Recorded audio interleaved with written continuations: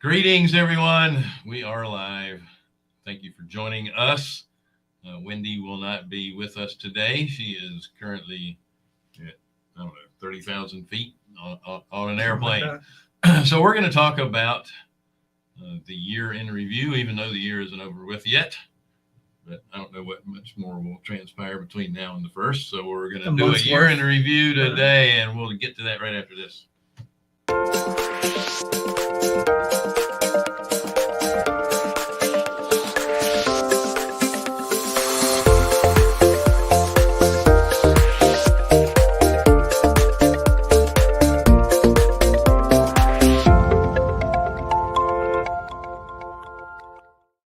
It's funny, that graphic we're showing the passive income gang. Yeah.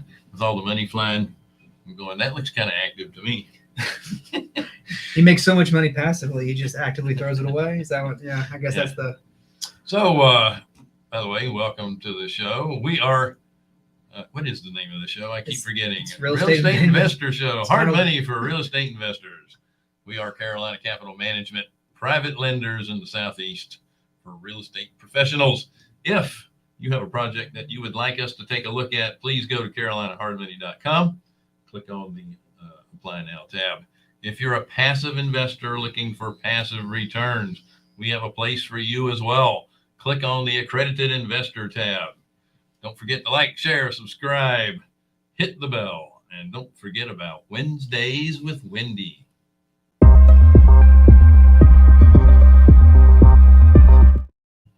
Since this is Thursday, she's not here. So Wendy devotes 30 minutes per person on Wednesdays to talk about anything real estate. Yep. She's usually booked up in advance quite a bit, so there's a link to get on her calendar. Yeah, she's usually a month or two out. Yeah. Yeah, take advantage of it. Mm-hmm. Absolutely. Well, a year in review, a year in review. That's even worse. But first. Yeah.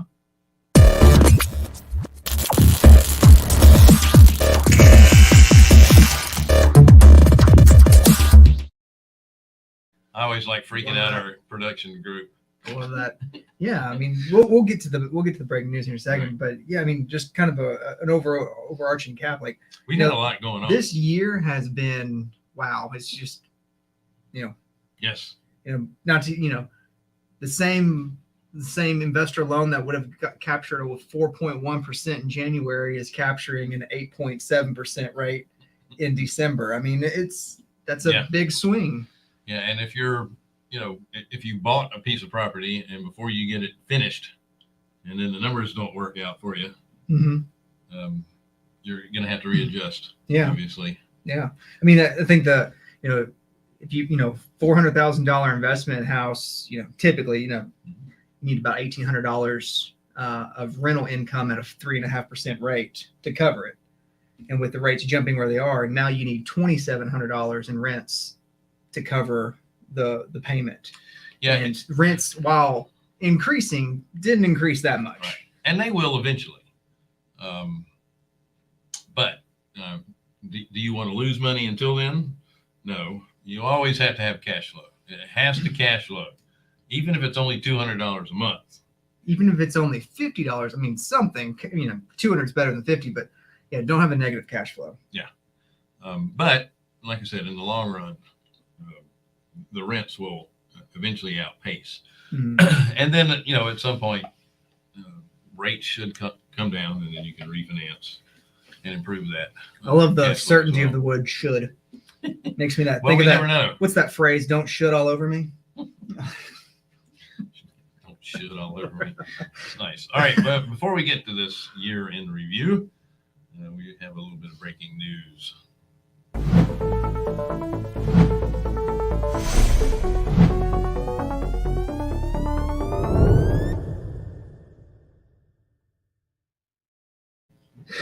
I love the little in the corner. You guys can't see it from here, but we're gonna an emoji of, oh my gosh, what are you talking about? Well, so not necessarily breaking, but it's news nonetheless. What is interesting is the days on market or the inventory market in single family is 1.6 months for October for the prior month, which is Almost, that's not even close to normal. not even. But for the last 5 years, that is the lowest days on market for the last 5 Wow. years. Is that nationally? Yes, Okay. nationally for the last 5 years. So that even with what we're going through, higher interest rates, low supply, we still, houses are still closing, and they're closing Yep. fast. So, as we always say here, a stable market is 6 months worth of inventory. Mhm. And so now we're talking about still less than 2 months. Yeah, absolutely. Also, just want to throw out North Carolina, Charlotte and Raleigh. They made it into the top 10 best markets for growth for multifamily and single family. So looks like Raleigh came in at 9 and Charlotte came in at 7. Wow. Yeah. Well, that just goes to show you all the people that are migrating to these parts. Yeah. And notables, Tampa came in the top 25, so did Atlanta. And those are also places that we lend in.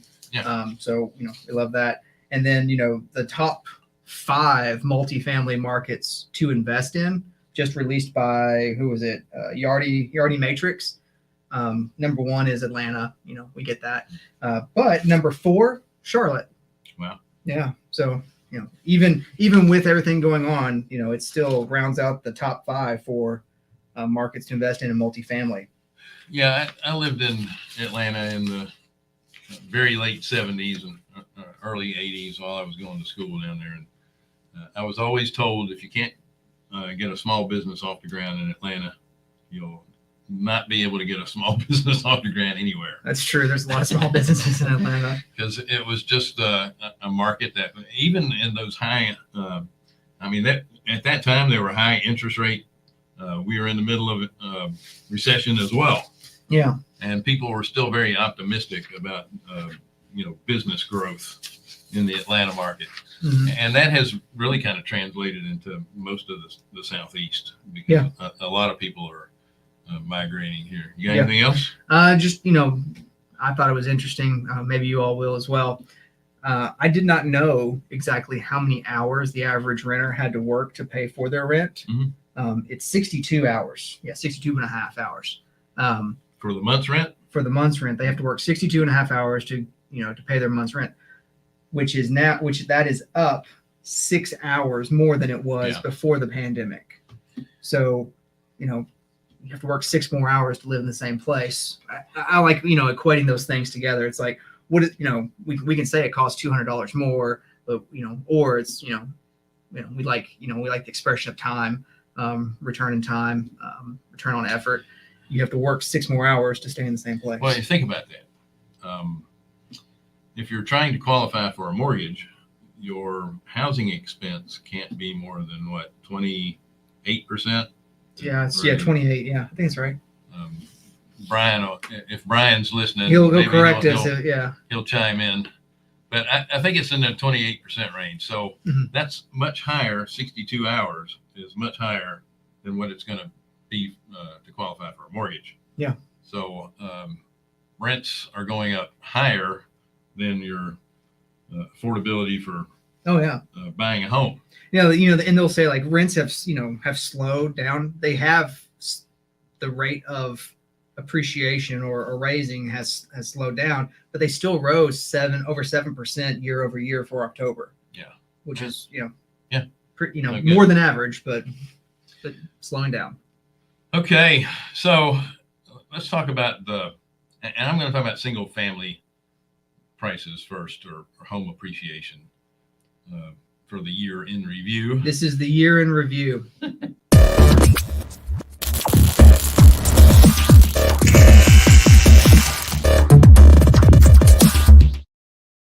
It looks like a heavy metal year in review. I love it. I only did that because I like to throw Bill off. That's okay. Easy to do. So, peak home appreciation hit in June of 2022 at an annualized rate of 20%. 20%. Did you round? I think it was 19.8. Yeah, I rounded. 20%.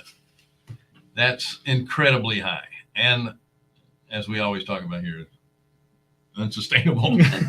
20% growth, yeah, is unsustainable. So what's funny, I hear a lot of the pundits talk about this and how all the markets are overvalued, which they are for the most part. And as things shake out, they believe that appreciation will drop all the way down to between 2.5% and 3.5%. You mean to normal? Which has been the normal rate of appreciation since the 50s. It's terrible. It's gonna just crash. The market's gonna crash. It's gonna get down back to normal appreciation. 2022 also saw record energy prices.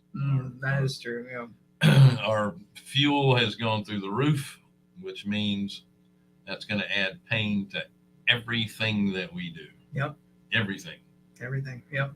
That's one. I mean, we had inflation because of supply chain, which was, kind of a short-term thing. Yeah, I didn't. It was supply chain. It had nothing to do with what was it?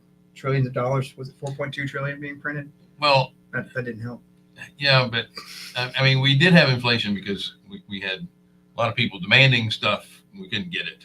Yeah. So if you could get it, you were going to pay more for it. Sure, but you had $4 trillion more dollars. No, I get all that. I'm not saying that's not the only thing, but that would have been temporary. But the cost of energy going up keeps it going even longer. Yeah. And then the Fed, in my opinion, it's not the rates that were so low that caused a lot of this, and then the free money that the government was giving out, but the balance sheet of the Fed. I just want to. They weren't reining that in. I just want to point out, Bill said, the free money that the government was handing out. As you all know now, there is no such thing as free money. Everyone's been feeling it for how long? Yeah. It's free to some people. Not to us. Yeah. And here's another thing that's been kind of an issue. We have the lowest employment participation rate since the 2008 crash. Yeah. And that's also causing inflation, but it's more of a employment inflation because you have a shortage of workers. Yep. And so you have to pay more to get them there. And then a lot of them are, playing that off and just going from one place to another. But record energy prices you brought up, and it's not just here, it's in Europe and everywhere abroad. But I thought it was notable. I remember mentioning this way back after, right after the pandemic. Do you all remember what the first business or first thing that Warren Buffett bought coming out of the pandemic? No. An energy company. Oh. Yeah. Smart guy. Yeah, that's why he's what do they call him? The something of Omaha. I don't know. No. Anyway, something important of Omaha. The Oracle. The Oracle? The Oracle of Omaha. I had Nostradamus in my head. I couldn't get it out. Yeah, no, he's a smart guy. Let's go to how things have changed. So 2020 or 2021, we obviously had inventory issues with single family housing. So in order to keep up with that change, a lot of investors started moving into smaller multifamily and self-storage. Yep. Those are two property types that are still recession resistant. Sure. The multifamily, you still have to have a place to live. Mm-hmm. And while the zero, there's a few more zeros on them, there's still great investment opportunities. Yeah. So what do you think about that? From an investor's perspective, people get a little concerned about the extra zeros, that it makes them a little afraid. It's easier to do the single family homes because it makes you feel better. You can get rid of one if you run into trouble. Yeah. If you have an apartment complex or a self-storage facility, you're dealing in a lot higher dollar amounts, and people get a little nervous about that. Well, that's true. There's a whole lot of different ways to look at it. So we know that in like sales and cap rates, multifamily was the big winner in 2021. And it looked like in 2022, for the first half of the year, they were going to be as well. And then then the interest rates and inflation and everything happened. But with single family, you are tied solely to the conditions of the market, to that ebb and flow, to demand, supply, interest rates. You are tied solely to those things, and there's not much you can do to increase your value beyond market, unless there's just, no supply. And, and then we've seen that. Yeah. What's, 20% appreciation. In multifamily, while there are more zeros, you have more control. And you can, with a rising rate or rising rents, rents are rising, so you can increase your net operating income. And that is based off of the capitalization rate of whatever the market is in that area. We know how much demand is. But, you're kind of stuck with that. And so now what do? Well, you can create a shared laundry room where you create additional income, or you can create other avenues of income for this property, or take away expenses from the property, and you can inflate or deflate that price or that value accordingly. So it just gives you a little more control. So we're still seeing multifamily selling, not like it was, 6 months ago, and definitely not like it was a year ago. October, November, and December of last year, I mean, we saw record sales in multifamily. The interest rates are hurting a bit of that, because, you have to buy in at a much lower operating capitalization rate, which just means how much you're going to make off of it. So that's really compressing the market for a lot of people. Those additional zeros, most people kind of get around that additional risk factor by bringing other people in, whether it's equity investors or partners in the LLC, what have you, to kind of share that risk across the board, which you don't really, you see it in single family, but the zero, to buy $100,000 house or $1 million multifamily, I mean, you can make the risk more palatable on 100,000 you can $1 million for one person. Yeah, there's differences in commercial financing. It finances differently. In a lot of cases, you can't get 30-year fixed rate. You have to go to more of a on multifamily. 20. I mean, there are some available. So it's not like a single family home. We do 30-year fixed on multifamily. The way to value a property is based on the income that it receives. So you can add value to the property, raise rents, and then or lower expenses, or a combination of the two, and you will add value to the property, which is not going to happen on a single family home. No, it's just going to go based on what the home down the street sold for. Exactly. So there's a lot more you can do with those that you can with a single family home. That said, if you need to move it quick, single family homes are the most liquid. That's true. There are more buyers in that, and it's a faster move. It's easier financing, lower due diligence period. All those things. Yeah. Wendell asked, "Will appreciation go below inflation?" Well, I like that you didn't put a time period on that, so I'm going to say yes.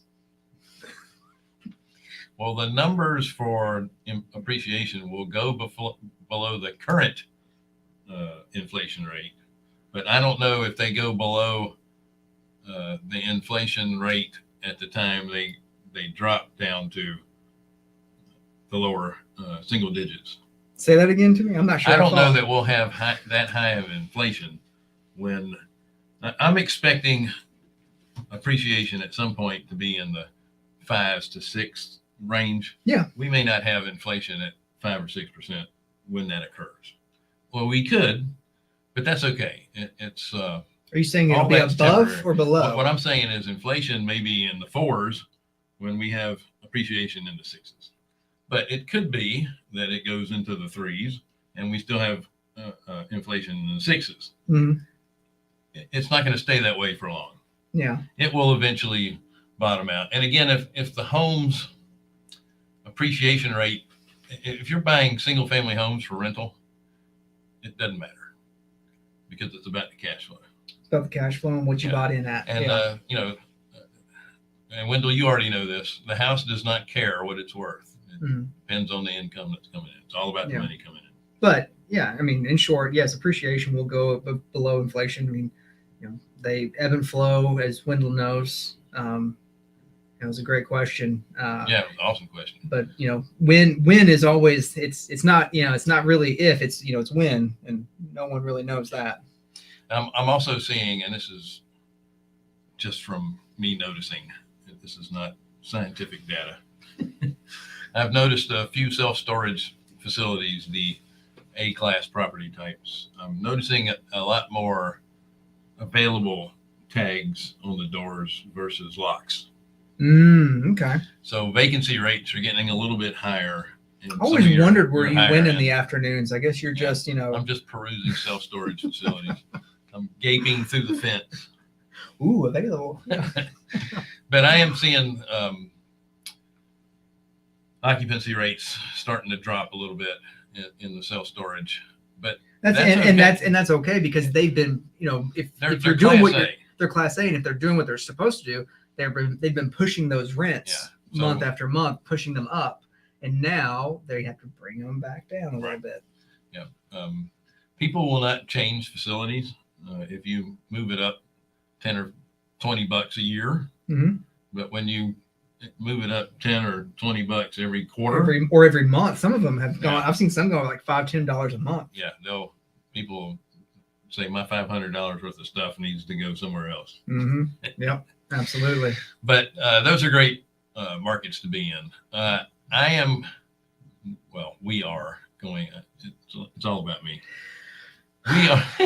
We're going to discuss Carolina Capital now for the end of the year. Everything that happened to Carolina Capital was all because of Bill. Yeah. We had record dollars funded for the year since we've been in business. Thanks to this man right here. It was a team effort, but all of us, yeah. So we, as we sit right now, we're at $71.5 million out the door this year to date. What was our biggest year?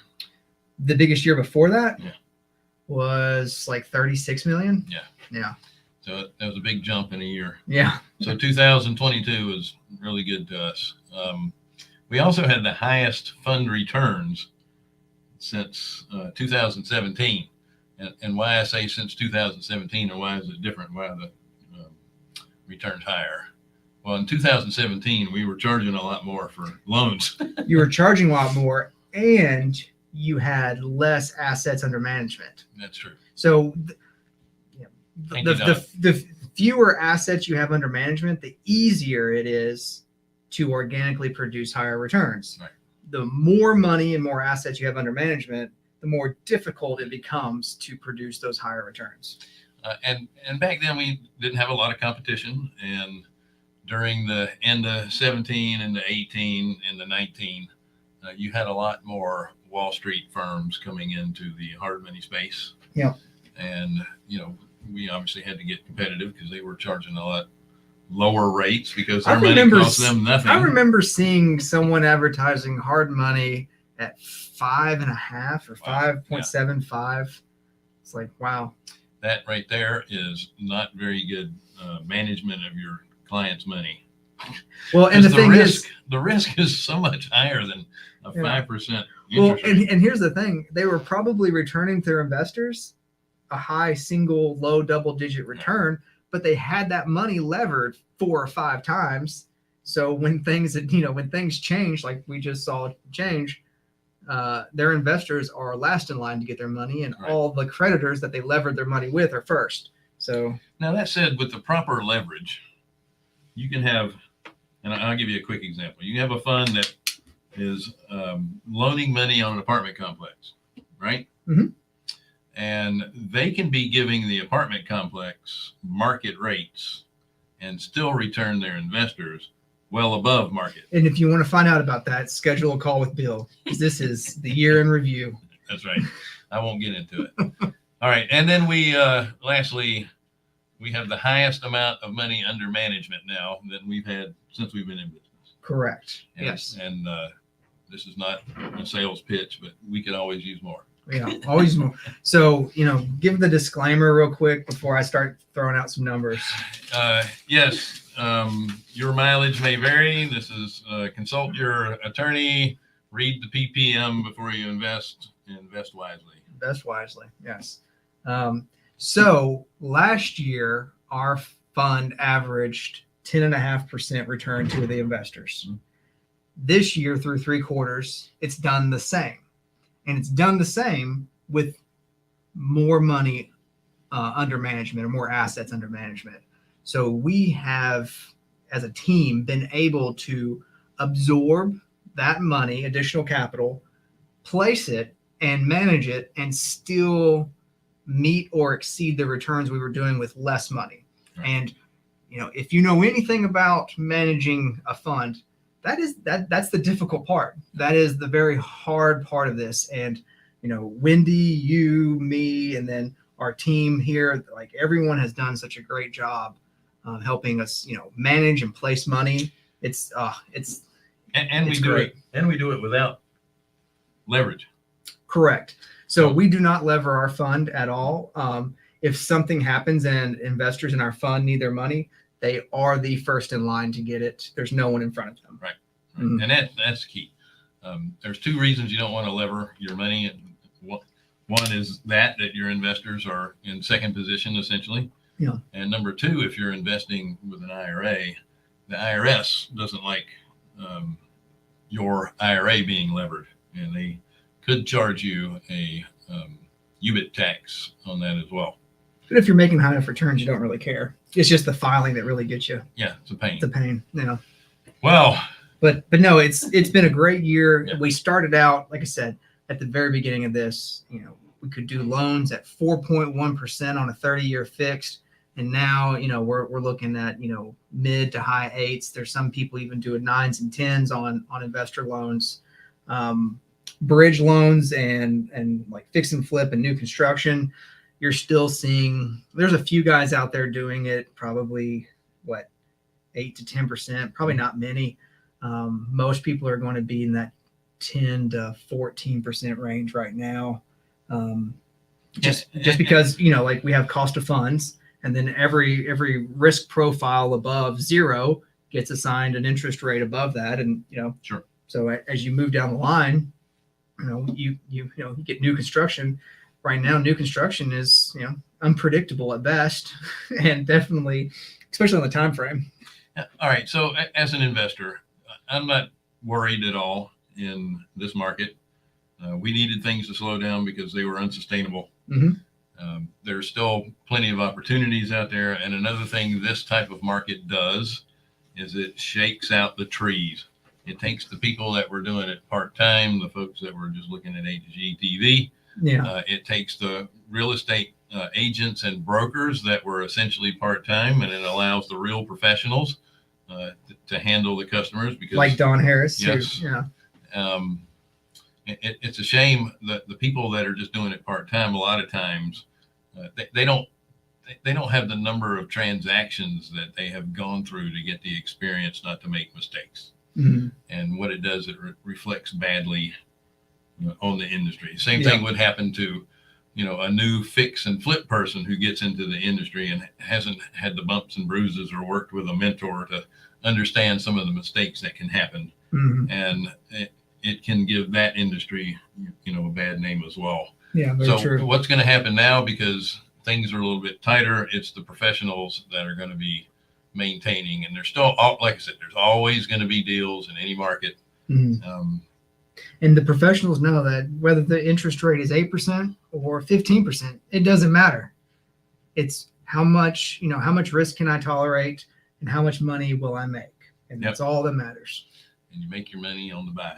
Yep, absolutely. Not the sale. And if you can't make it on the buy, well, you try to make up for it on the rehab, and then that doesn't really work. And all right. So before we go, Wendy is going to be speaking at a few places. I don't want to run through that real quick. And the first one is Quest Expo.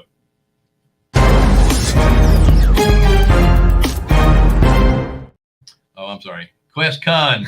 It is online version, and it starts on December 9th. There is a discount code, Carolina 15, get you $15 off. Unlike the Fairman 30, they got you $30 off, but it's not as expensive. So take the break. What else we got coming up for Wendy? Okay, Invest Her. Wendy is actually doing she's hosting a webinar on December 14th. We don't have a link for that yet, but we'll make sure We'll we put get it it in the notes. chat. Yeah. What else we have? Oh, and then the Raleigh TRIA, that's the Greater Triangle area of High Point, Winston-Salem, Greensboro, Raleigh, or no, maybe that's Cary, Durham, Chapel Hill. I don't know, but she'll be speaking at somewhere that in meeting North Carolina. on January the 12th. We'll get you some information on that too. They have a great RIA group up there. They really do. Mhm. Anything else? Inside Self Storage, Wendy is actually going to be a featured speaker in Las Vegas. You see how she elbows her way into speaking positions? We've owned a self-storage facility for like 6 months, and she's already a featured speaker at a self-storage convention nationally. So we'll make sure that if you can't attend, we'll do our best to get some video of it. Yeah. All right. Are we good? All right. Excellent. Folks, thank you so much for joining us. I hope your year was as good as ours and as blessed as ours has been.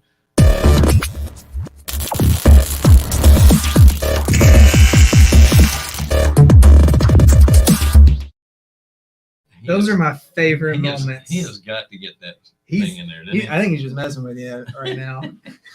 So thank you so much for joining us on the Real Estate Investor Show, Hard Money for Real Estate Investors. We are Carolina Capital Management. We are private lenders for real estate professionals. If you'd like us to take a look at one of your projects, go to carolinahardmoney.com and click on the Apply Now tab. If you are a passive investor looking for passive returns. And you want to, join the other investors that we have that outpaced inflation. Yep. Go to the Accredited Investor tab. Don't forget to like, share, subscribe, hit the bell, all that good stuff. See you next week.